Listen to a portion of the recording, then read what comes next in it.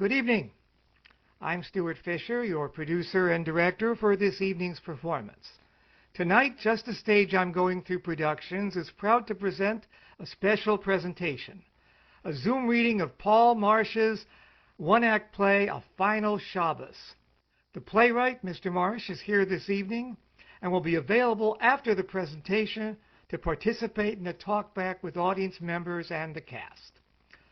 Neither the play nor this performance may be duplicated without the express consent of the playwright. However, if you wish to make inquiries of the playwright about future performances of this play, you may contact Mr. Marsh at paulmarsh18, that's one word, paulmarsh18 at yahoo.com. And our stage directions person has put that in the chat. I will now ask the cast to turn on their videos and introduce themselves. Hi, I'm Bill Spitz. I'll be reading for the part of Mordechai tonight. Thank you all for coming. Hello, I'm Suzannah Rotkovitz, and I am Sophie. My name is Kevin Dykstra, and I will be playing Daniel. My name is Riva Wagner, she, they. I'll be reading for Robin. My name's Erin Klarner. I'll be reading stage directions. And I'm Stuart Fischer. I'm playing Joseph. I'll ask all the actors to turn off their videos right now. Thank you. As we go on. Misty, our sound person, has provided the pre-show music that you've been listening to this whole time. And now we begin A Final Shabbos. It is Saturday afternoon during mid-December 2008. It's 30 minutes before sundown. Mordechai and Sophie's living room in Brookline, Massachusetts. Well, Sophie, that was a terrific Suda Shalishi. Not bad, but the bagels were a bit dry. I think they were leftovers from this morning. I meant the study session that the rabbi led. On the surface, it seems like such a simple story. Jacob and Esau are twins, but very different. Esau is wicked, so Jacob tricks the father into giving Jacob the blessing that's meant for Esau. Esau threatens to kill Jacob, so Jacob flees. Years later, they meet, and instead of going to war with each other, they reconcile. It's far more complicated than that, Mordechai. I agree. It's worthy of discussing in depth. And lucky for us, if there's one thing Jewish families do, it's discuss the Torah in depth, especially on Shabbos. It was nice of the rabbi to take my suggestion of discussing how Jacob prepared for war with Esau, but at the same time offered gifts in the hope of making peace. Even when preparing for war, peace must be an option. How could the rabbi say no to you? After you told him that you're stopping dialysis, he probably viewed it as his farewell present to the Meshugana. Did you tell him why? No, I told him what I told the boys. After 5 years, I'm just sick of it. That's not a lie either. Just the ramblings of a fool. Not once did you think about me. I always think about you. After the war, I was lost. Years later, I came to this country and I met you. Simply put, you saved me. You taught me how to live, laugh, love again. And most important, how to believe in God again. You are my life. Then why, Mordechai? Why? Because it's like I told you. This is the one chance I have to get them together. What if one of us dies suddenly? If they go to my funeral, or God forbid, your funeral, without having spoken to each other in 4 years, the frost between them will lock in and become an iceberg. Is that what you want? Of course not.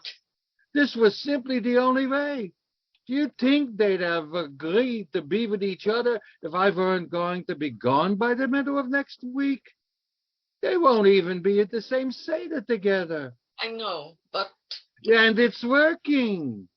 Last night at dinner, for instance, they had a wonderful, animated discussion about the Torah portions. They were screaming their heads off to each other. Rashi was right. Maimonides was right. Rashi, Maimonides, back and forth. Is that your idea of getting them back together? It's a start. Neither one had said a word to the other until then. At least they didn't walk out on each other. And I bet Daniel didn't realize he remembered that much Torah. He made some good points.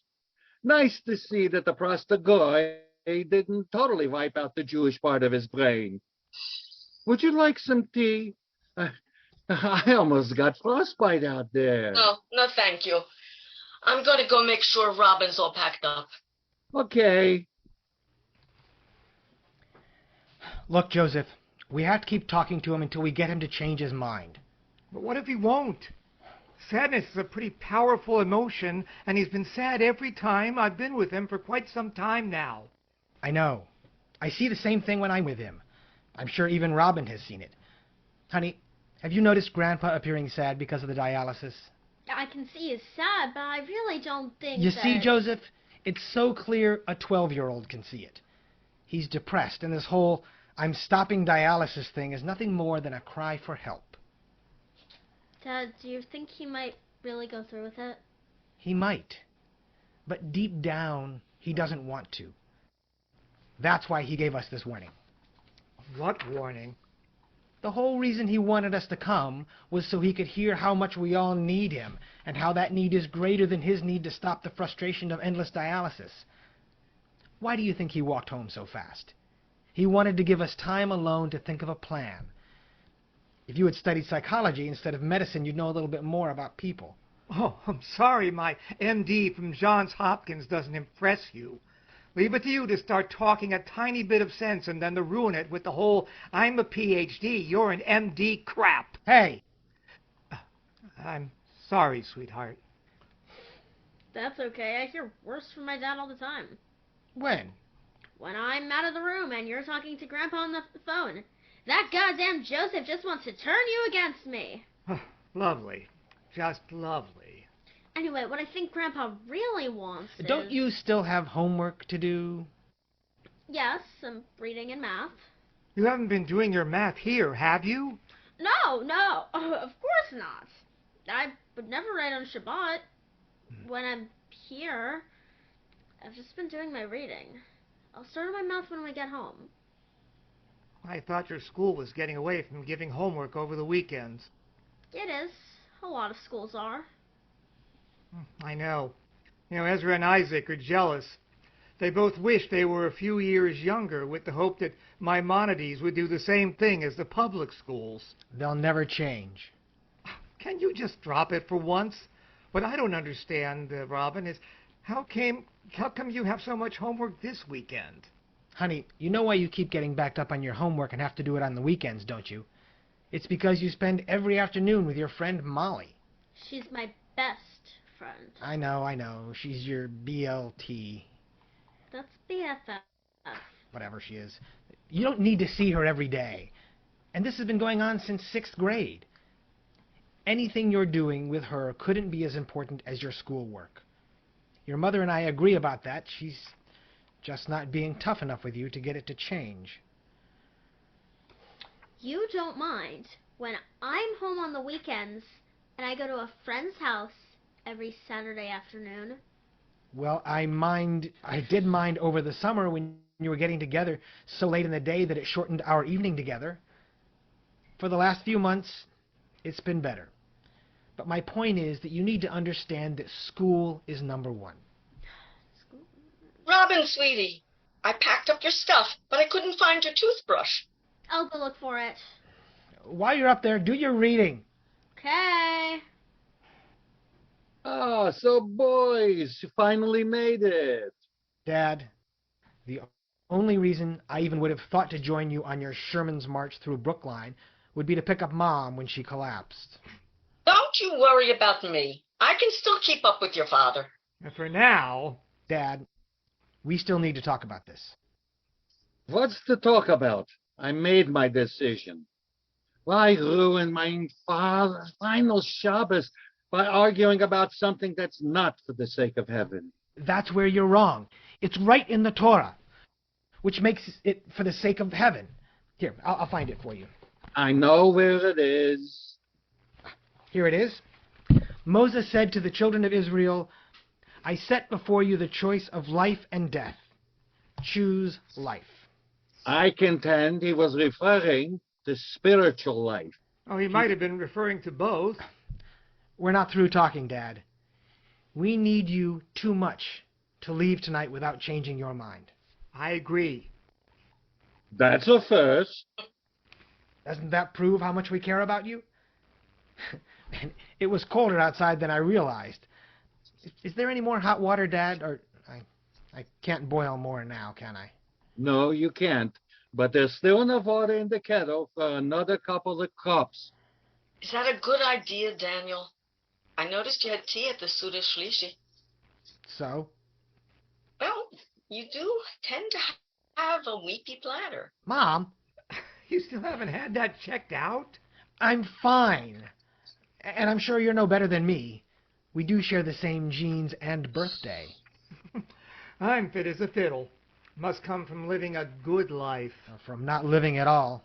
Hey, what the hell is that supposed to mean? Boys,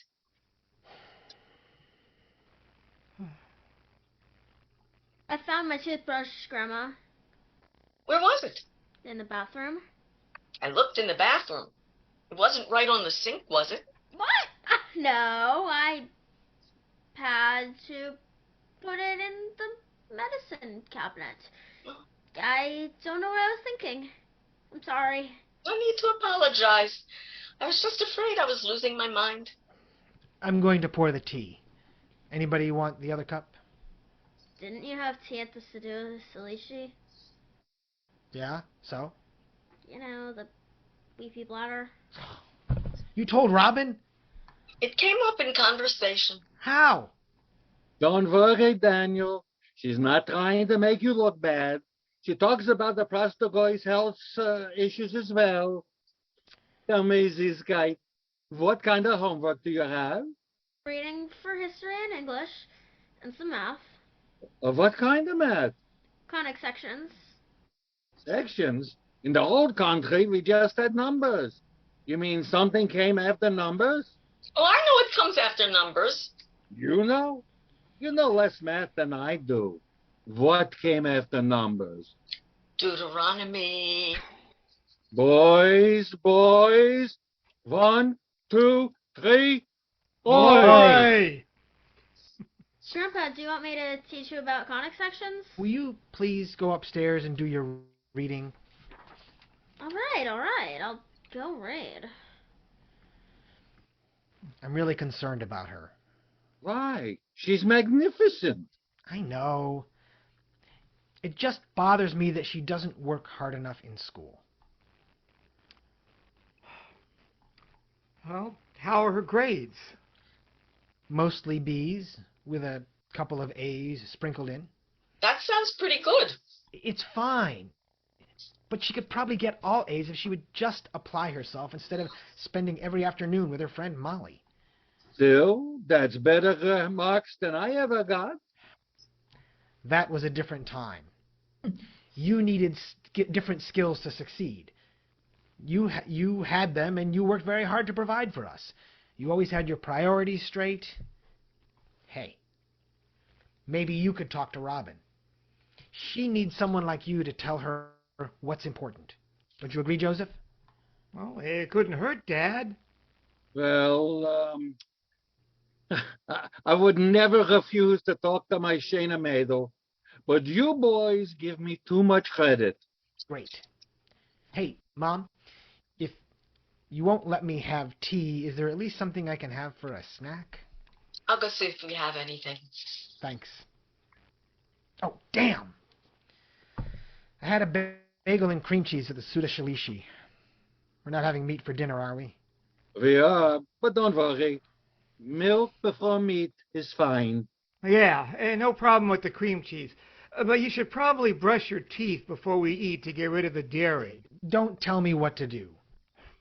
But speaking of cream cheese, while I was spreading my bagel, I couldn't help but notice you putting peanut butter on yours. So? So? Who puts peanut butter on a bagel? Well, somebody must, because it was on the table. I'm sure they had it for any non-Jewish friends of the bar mitzvah boy. That doesn't excuse you doing it. I do it because I remember Rebecca doing it. That doesn't make it right. Bagels are meant to be eaten with cream cheese. Why? Because that's why bagels were invented. So people can have a place to put the cream cheese. Yes, yes, Joseph. Your brother speaks the truth. Divine revelation has been imparted to my son. God has spoken to you through bagels. Dad, will you be serious? Okay. Seriously? What do you boys think of the study session at Suda Shalishi? I think the topic's worthy of further discussion. Well, I thought the rabbi's argument was weak. Really? I thought he made a good point. Jacob was wise to keep all his options open. You never know where life might take you, so it makes sense to prepare for all possible paths. Well, I agree that Jacob did what was necessary. That was only because Esau was so unpredictable that Jacob didn't know what to expect. Where the rabbi was wrong was in Jacob's motivation. What was wrong with his motivation? Well, Jacob's decision was purely strategic. He must have known that it's always preferable to know the path you want to pursue and then focus all your energies on it. Well, otherwise, you just spin your wheels and go nowhere. But you need to be flexible so you don't choose the wrong path and then pursue it blindly, like you are, Dad, with this stopping dialysis nonsense. I thought we were done talking about that. No, Dad, we're not. What's Mom going to do without you? Get less aggravated comes to mind. It's just not like you to give up. I remember when we were kids and you had that problem with your eyes. The doctors couldn't diagnose it and you could barely work for months.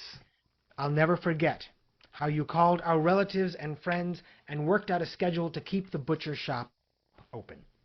Well, you could barely see, but you spent all day on the phone with whoever was minding the store, telling them what to do and how to do it, right down to telling them what each of your regular customers liked. And then, when the doctors finally figured out that you had that rare condition that came from handling raw meat, you threw a big party after you got better to thank everyone for helping out. I still remember what you told everybody. You said that the beauty of the world is that God allows for miracles, and He requires people to be involved with making them happen. True, but there's no medical miracle left for me. My kidneys are broken, and I'm too old for a transplant. So we know why you wanted us to come. To cheer you up so you can deal with continuing dialysis. Why don't you just agree to that?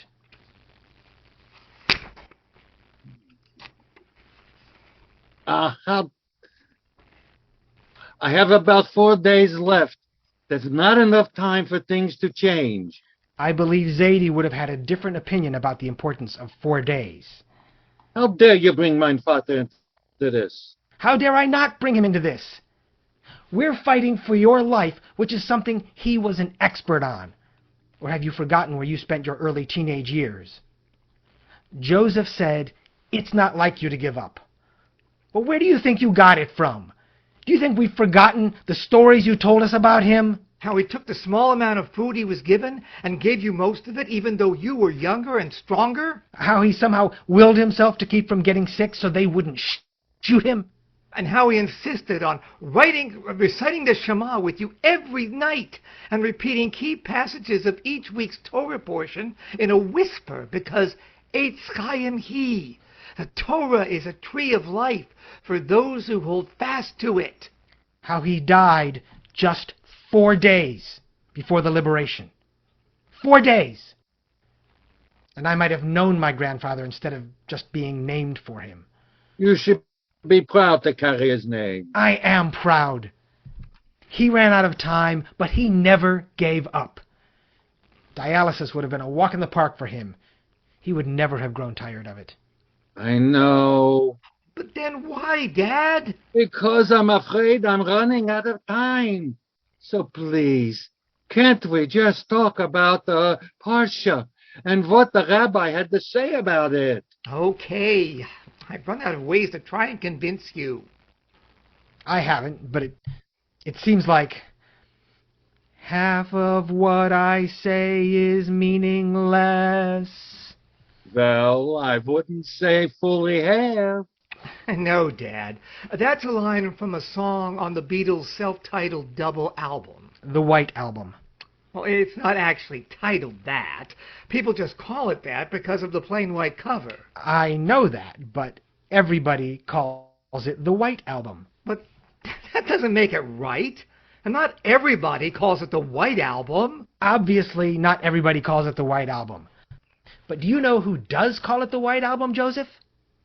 Paul McCartney. Paul McCartney calls it the White Album, Joseph, so you can call it the goddamn White Album, too. I will call it by its proper name. The Torah prohibits using nicknames. I wasn't aware that God intended this prohibition to apply to rock and roll. Oh, yes, Daniel. Your brother is right. As it says in the Talmud, only the given name may be used to refer to your wife, your ass, your neighbor, or any of your physical possessions. This clearly would apply to your rock and roll albums. You see? Hey, where does it say that, Dad? It doesn't. Daniel, honey, I set a plate for you. It's just a little bit of Danish and some fruit. Food shopping hasn't been foremost on my mind for the last few days. Understood. You've been trying longer than we have to talk some sense into him. Again with me? Won't anybody talk about the Torah portion? Sophie, what are your thoughts about it? I always find it interesting that Esau had 400 men with him, but when it comes time to confront Jacob, he goes up to him alone. Why is that interesting? Jacob was alone, and Esau had decided to reconcile with him. But we don't know that he'd already decided to reconcile with Jacob. Esau could have looked Jacob in the eye, turned around, and called for his men to attack. It would have been the easier decision, and understandable, too, given their history. So, what's your point, Mom?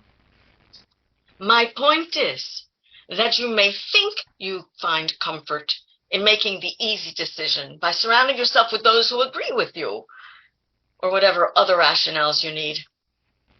Sometimes it's money. Sometimes it's even Torah. Mom!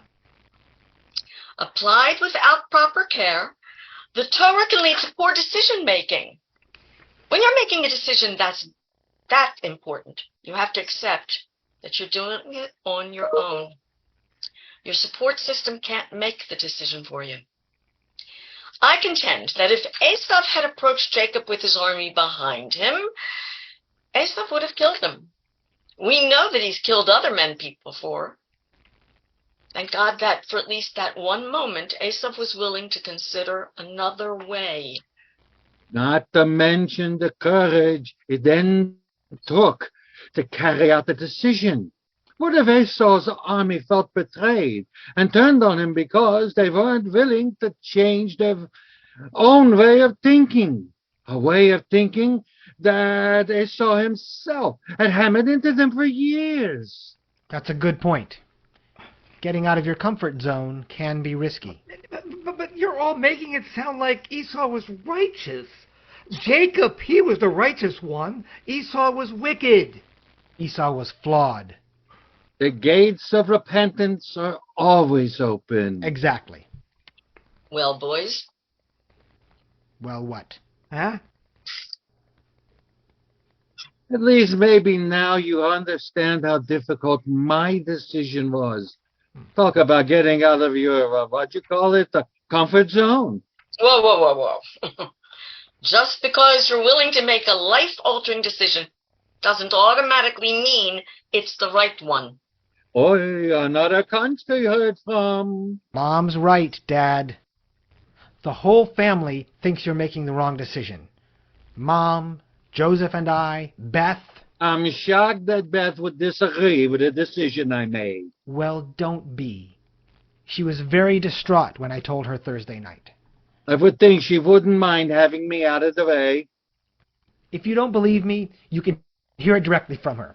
I'll call her right now. Not from this house, you won't. Please, Daniel. It can wait. Sorry, Dad. Sorry. But what more evidence do you need than Beth telling me that all of us, even Ezra, Isaac, and Robin, have to do whatever it takes to convince you that you're making a mistake? By the way, Joseph, where are Ezra and Isaac? I figured with the short notice they couldn't have made it for last night, but the red-eye should have had them here in time for the services this morning. They're taking the red-eye tonight. They'll be here for breakfast. The airlines don't fly a red-eye from California on Friday night? The airlines do, but Ezra and Isaac don't. You got to be kidding. We are observant Jews. Dad's telling us this is his final Shabbat, and he wants to spend it with his whole family. You don't think that maybe, just maybe, you could have suggested they make an exception this one time? Are you suggesting that they should have desecrated Shabbat in order to celebrate Shabbat? Oh, Dad, please explain how you would never have wanted them to do that. Honoring Shabbos is critical. But I wouldn't have objected if you told them to take the Friday night red-eye this one time, so they could have been here today. Well, they're not flying in on Shabbat because Rebecca and I led them down the right path. That's easy to say when you only gave them the choice of one path.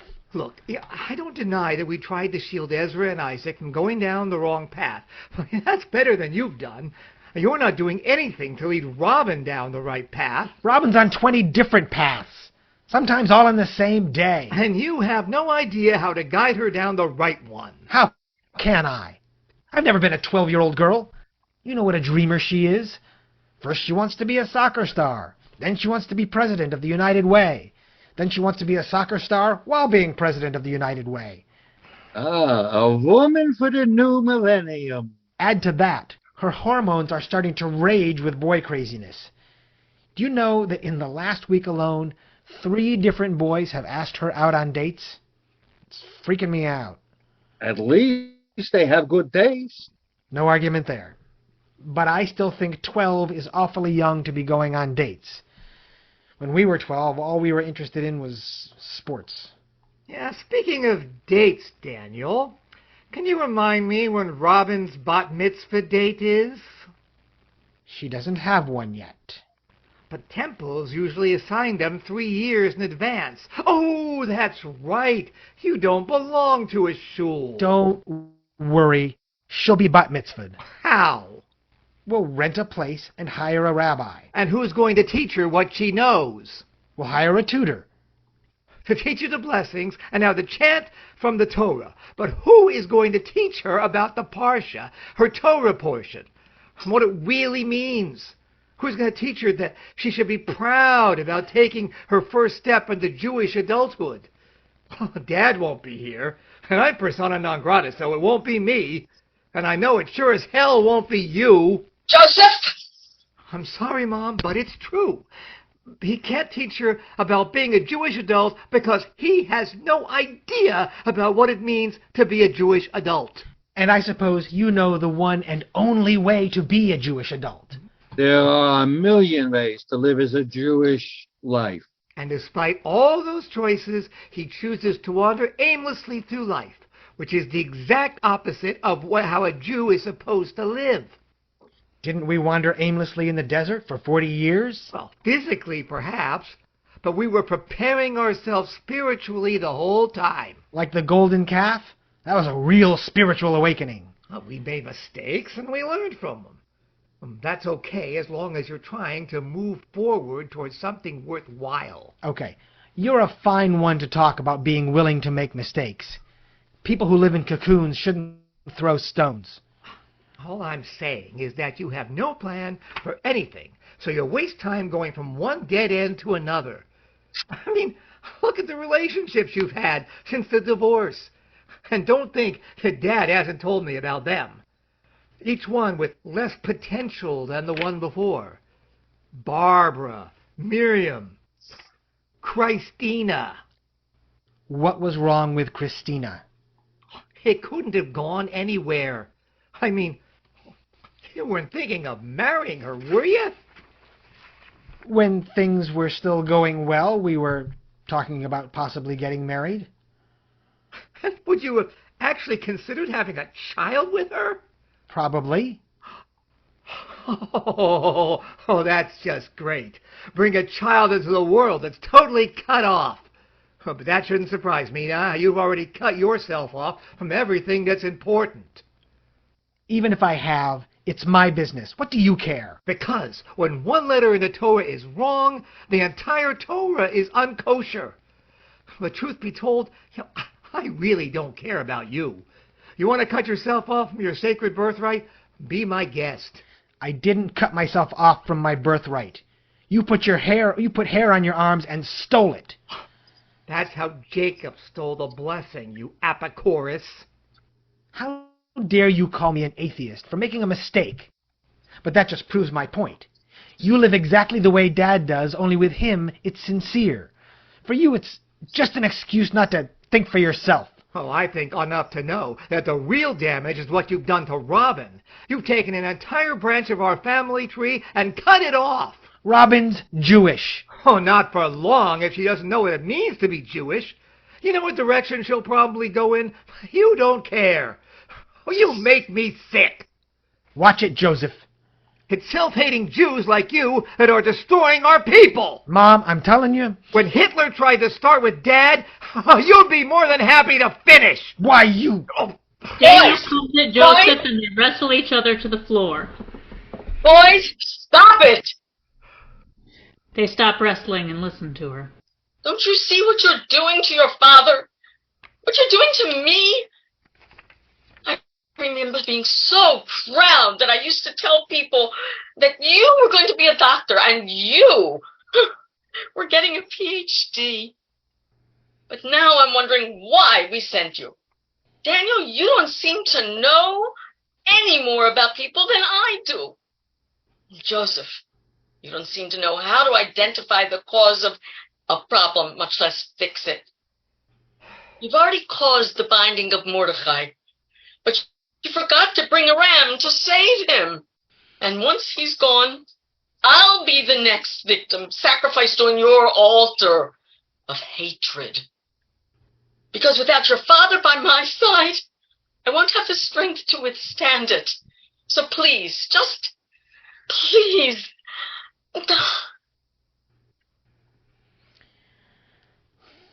Should we tell her the truth? That this is all about you being angry with me for getting divorced? Is that what you think? I'm not angry at you for getting divorced. Moses got divorced. Then what is it, Joseph? I can ask him myself. Yeah, you haven't asked him for years, and I'm running out of time. I couldn't take the chance. If you must know, I was jealous of you. Jealous of me? Yes, yeah. I know that things with you and Beth were never great, but now you have a chance to finally find something precious that I know that I'll never have again. And when you keep making decisions that move you away from any chance at having it, I get more and more angry with you. Why are you angry with me? Because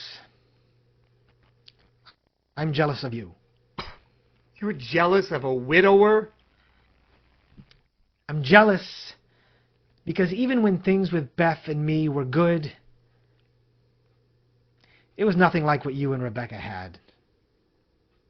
I saw it in your eyes, in the way you looked at each other, and I knew I'd never have that. while you had it in high school. Are you saying I shouldn't have married her because you didn't have anyone yet? I know it's not fair. But after she died and you mourned her for a while, I was hoping you would have been grateful for having had that feeling for over 20 years. When all you do is curl up tighter into the fetal position, I get angry because it seems like you don't appreciate what you had. And you don't appreciate how few people ever have it.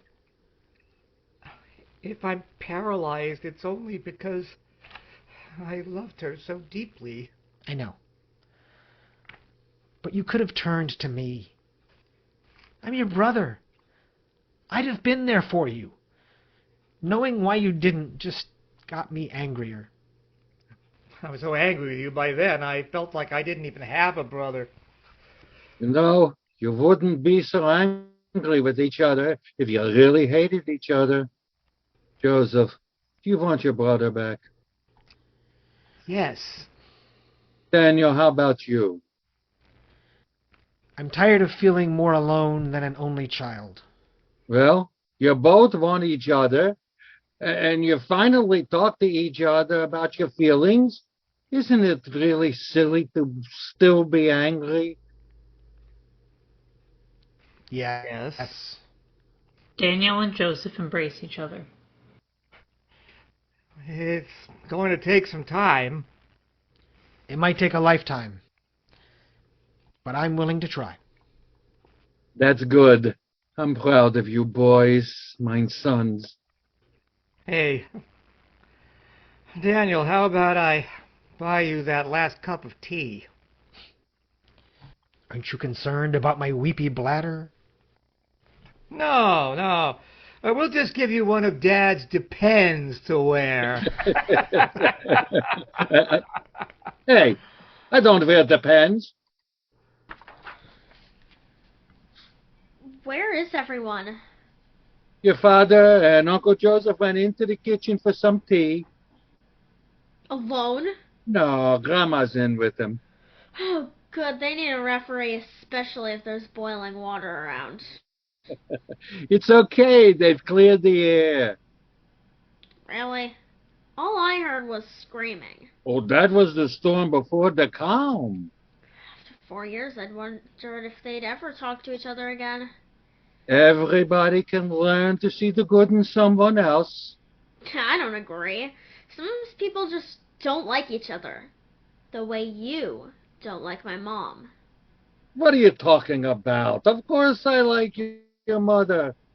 No, you don't. You call her a prostagoy. I know what that means, Grandpa. She's not crude, and she is Jewish. You spare your grandmother's feelings, but not mine? Grandpa, a toothbrush isn't important. Well, I was wrong to say that. Your mother is a good person, and she's obviously a good mother. It just saddens me that a Jewish upbringing for you seems so unimportant to her. Grandpa, why did you choose this week to stop dialysis? I don't know. Yes, you do. You've been on dialysis for years, but you chose the week when the Parsha was Vayishlach to stop. Jacob and Esau reconciliation. I really don't think it was a coincidence. Tell me, Ziskite, for someone who doesn't go to Hebrew school, you seem to know an awful lot. What are you hiding? You know my best friend Molly Greenberg? Of course. She's the only one of your friends that calls me Grandpa. A real cutie, that one. Well, Molly goes to the Mimo. The Mimo. Maimonides. Grandpa, you really need to be with it. I think I'd gotta be without it. Anyway, she was telling me about all of the cool stuff she was learning about Hebrew and Torah, and so a year ago September, when we started 6th grade, we started getting together every day after school so she could fill me in on what she learned. She does all that for you? Yes. And do you do anything in it to return the favor? I help her with math. Oh, again with the numbers. Well, you always were good with them. I was thinking of asking my folks if I could go to the MIMO, but I know they wouldn't be crazy about it, so I need to come up with an angle. With your brains, you'll probably have them begging to send you there within a week. Grandpa, why do you want to stop dialysis? I'm an old man. There was only one thing I still needed to do in life. It required a miracle, and this is the price I have to pay for making it happen. My dad's told me about your theory on miracles, but why would God make a miracle for this? It doesn't exactly rank up there with freeing the slaves in Egypt. What could be more important than two brothers coming together? That's a good point. But I look at the world and have a hard time believing that God still makes miracles. He most certainly does. You just have to look a little harder and be willing to trust your eyes. That way, you can see the miracles that have already occurred and see the openings that God creates to allow for another miracle to possibly occur. So this week's Parsha was the opening. Exactly. You know, Grandpa, after Jacob and Esau reconcile, they go their separate ways again. I know, but at least they had an understanding with each other. You know, your dad and your Uncle Joseph are very different people. Oh, wow, I hadn't noticed. They'll never be close, but from now on, they'll never stop communicating with each other. That, it will last forever, not just for a few moments during a Final Shabbos. It's what makes this a miracle. What's the matter, Ziskite? This is good news, isn't it? Of course it is, but I feel like the Jewish people after the final battle before entering the Promised Land. Sure, it'd mean that they'd finally get to live in Israel, but it also meant that Moshe would die soon. I don't want you to die, Grandpa. I love you. I love you too, Robin. But it's like I said, there was only one thing left for me to do, and now it's done. My soul is finally at peace. Well, maybe you could do something else. Something else? Like what? I don't know, but I'm sure you can think of something. You just have to work hard at it. No, Robin. My body doesn't have much hard work left in it. Oh, come on, Grandpa. Other than your kidneys, you're in better shape than my dad. No, Ziskite, I'm not. Grandpa, you got what you wanted. So why don't you stop this nonsense and go back to dialysis on Monday? The only reason they agreed to come is because I said I was stopping. So what? You said that the reconciliation will last forever. Don't you want to enjoy having your sons back together? Of course I do. But it's not that simple. It couldn't be simpler. If you stop dialysis, you'll die. If you continue dialysis, you'll live. If I continue dialysis, I'll exist. What's that supposed to mean? It means that even you don't know everything. So please, just drop it. I can't just drop it. The stakes are too high. I'm not going anywhere until... I have ALS. What? Lou Gehrig's disease. It's a disease that slowly destroys the body's motor functions. I know what it is. Molly's grandmother died of it last year. Then you know what'll happen. I will slowly lose the physical ability to do anything for myself. And you will all spend years taking care of the person living in the shell that used to be me. I know you'd do it, but I don't want you to. And after all the suffering that I saw and that I survived during the Holocaust, I don't want to live now knowing what's to become of me. But Molly said they're developing new drugs. They may slow the spread a little, but there is no cure. Spin it however you like, but the only stakes, as you say, that you're playing for now is how clear your conscience will be. That's why I didn't want anyone to know. I'm comfortable telling you because you're the only one who might have the wisdom to understand that the clearest conscience actually comes from allowing a man to live as he chooses and not from carrying out some misguided sense of duty. Okay, I won't tell anyone, but I do not accept your decision. Not now, but someday I think you'll understand. All I understand is that I'm gonna miss you like crazy. You'd better. Mordechai walks toward the window and looks out of it. Look, Robin, 3 stars. Time for Havdalah. How long has it been since you made Havdalah? Last Shabbat. Grandpa, why do you think I schedule my playdates at my friends' houses every Saturday afternoon? Oi, a real operator is this one. You know what's good for you and you know how to get it. Now, get the others so we can make Havdalah. Okay, but we are not done talking. God's miracles are all around us. Like the rescue on Entebbe? Right. And one illness that forces a man to take action, and a second illness that gives him the cover he needs to do it. Yeah, and the year the Sox came from 3 down to beat the Yankees in the playoffs? No, Z-Sky, my beautiful sweetheart. That was not one of God's miracles. Now go. That was verifiable proof that the Messiah himself will come.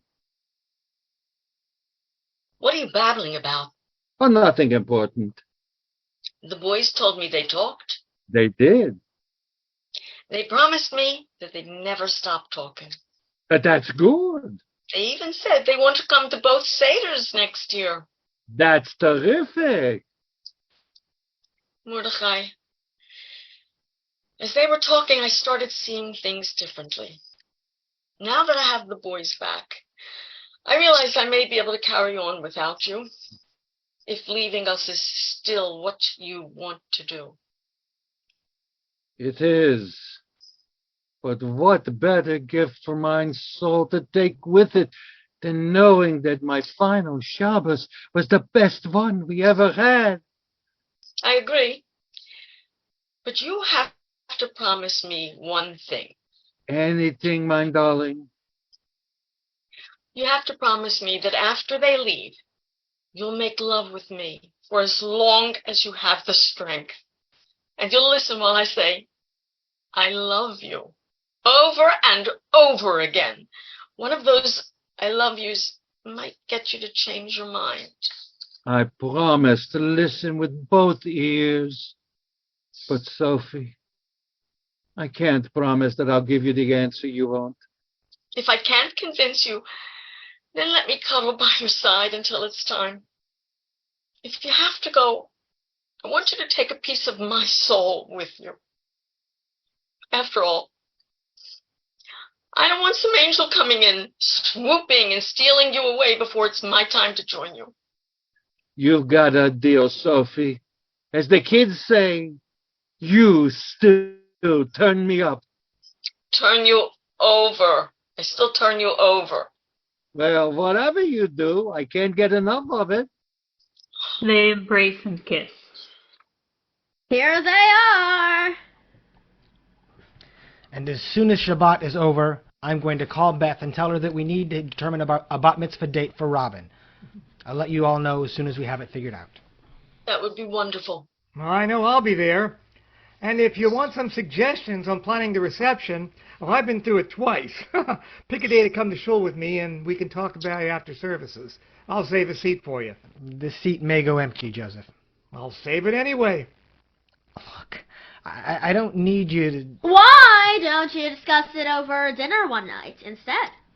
That way you can take notes when you talk. That's not a bad idea. It is something to think about. And I was thinking of something else. You know, sweetheart, you're going to be bat mitzvahed in less than a year. You have some catching up to do since you haven't been going to Hebrew school. True. So I was thinking it would help if your mom and I enroll you in the MoMA. Do you mean the MIMO? Really, Daniel, you need to be with it. You mean I could go next September? Why wait? You said in the kitchen that you have a friend whose father is on the board of trustees. I'm going to call him first thing tomorrow morning and see if he can pull a few strings to get you in for the winter term that starts next month. Would you mind changing schools in the middle of the year? Well, only if you think it's for the best. I most certainly do. A new world record. What do you say, Joseph? Will your boys be able to take the humiliation if Robin beats the marks they got at the... what do you call it? MIMO. Nemo. Right. Well, Joseph, how does another day school grad sound? Reb Gittel bat Doniel. Sounds good to me. Maybe we can talk about Robin's transition when you come for dinner as well. In fact, there's a woman I work with that I might invite to join us. She's not married, and she has nephews at Solomon Schechter Day School, so she really may be able to add something to the conversation. I don't know, Daniel. I just don't want you to spend the rest of your life by yourself. Please don't tell me when I should be ready. Why don't you do it on a night when Dad has me? After all, it is my education and my bat mitzvah you'll be talking about. Well, okay by me. I would love to get to know Robin better. And you will. But I still think it's important. Deal! Okay. Now, Dad, before Robin came in, Joseph and I were talking in the kitchen. That's good. Keep talking. He means we were talking about you. We know how stubborn you are when you get an idea in your head, so as much as it breaks our hearts, we agreed that we may not be able to talk you into going back on dialysis. Thank you, boys. But we also agreed not to stop trying. Instead of leaving after supper, can we stay with you? Of course. How about tomorrow morning? Why don't you make it tomorrow evening? Yes, tomorrow evening. Yes, tomorrow evening. Come in time for dinner and you can stay as long as you want. Except you. You go to school Monday morning and then you come over right after school. Okay, but I'm coming as soon as the final bell rings. I'm sure Molly will understand. Oh, I'm sure she will. You know, boys, you can't talk about dialysis constantly. What do we all talk about with all this time together? Lots of things. Maybe the Red Sox. Maybe the Torah. Maybe we'll just talk about how fortunate we all are. I don't know. What I do know is that now it's time to make Havdalah. Shabbos is over. The lights start to dim slowly as Sophie lights the candle that Mordechai is holding. While everyone chants the opening melody, the lights continue to dim, leaving only the light of the Havdalah candle as the nigun comes to a close.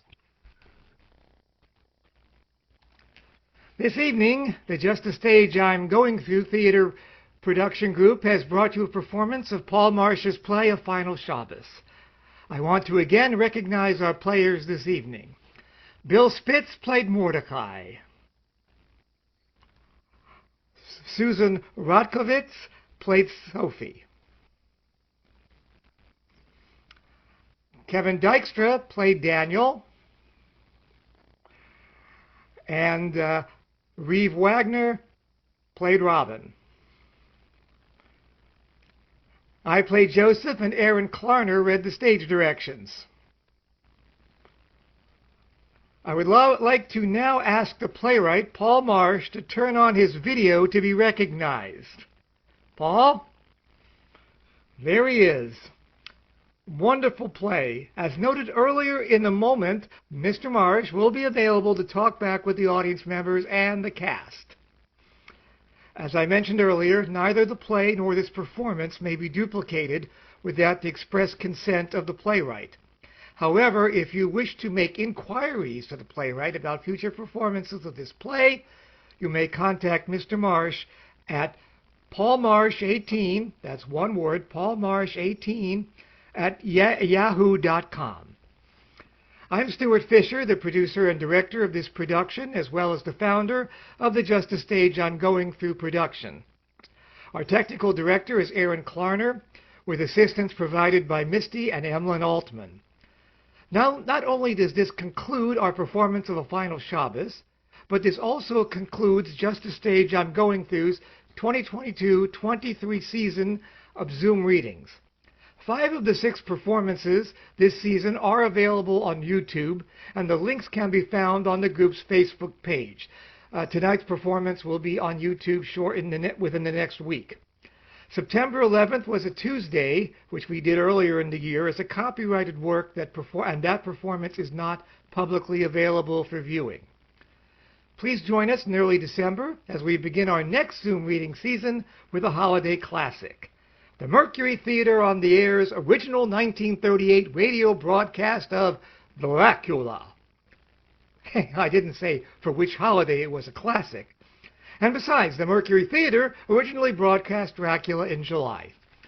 In any event, we, as always, thank you for watching. We thank you for your support, and we hope that you have a wonderful year ahead before we meet again.